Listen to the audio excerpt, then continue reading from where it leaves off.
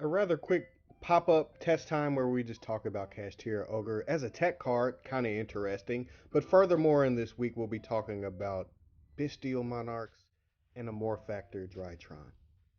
There's additional stuff coming down the pipeline. Just make sure you stay tuned for it. Let's get into the video, shall we?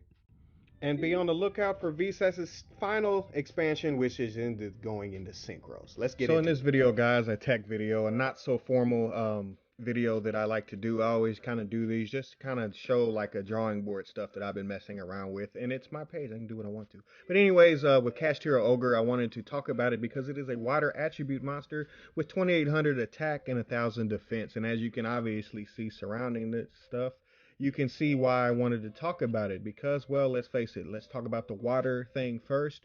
You have a monster that has the ability that if you have no monsters on your field, you get to special summon it out onto the field. For so long in a deck like Marincess, you kind of struggled to have water extenders. People were playing Scripton, people were playing Dragon Ice. They're playing kind of all kind of crazy cards. I'll show off what Dragon Ice is, just in case you've never seen it. People were playing cards like this. It's insane, right?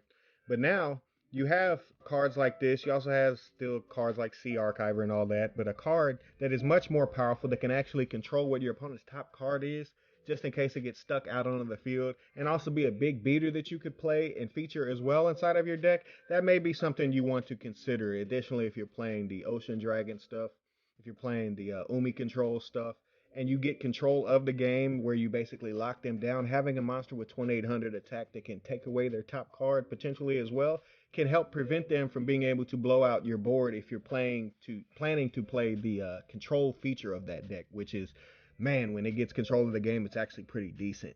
Maybe not the best tech, guys, but it's definitely something that should be at least considered. The way I always say, if it sticks, it sticks. If it doesn't, it doesn't.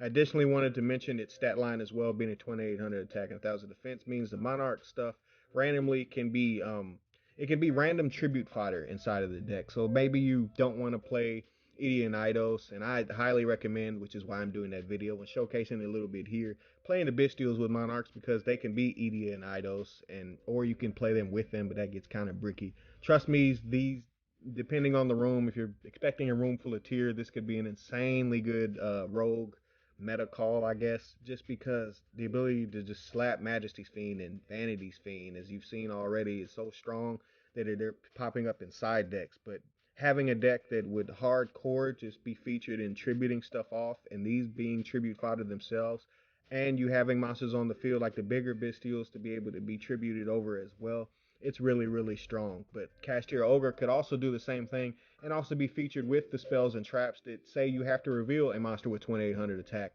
or 1000 defense.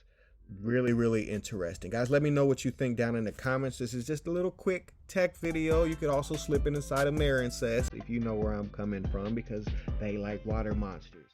I appreciate you guys for tuning in. Pegasus out. Arrivederci.